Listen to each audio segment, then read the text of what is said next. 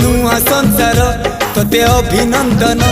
तो चल बाटरे झर फूल चंदन तो चल बाटरे झर फूल चंदन समयर चक्का भौरी घुरे घुरे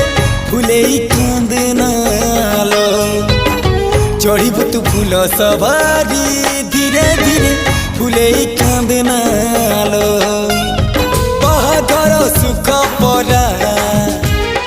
विधाता देइछि तोते विरह वेदना सबु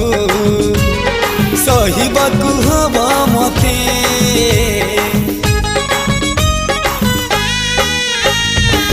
सिंथी तो रहेला सिंदूरी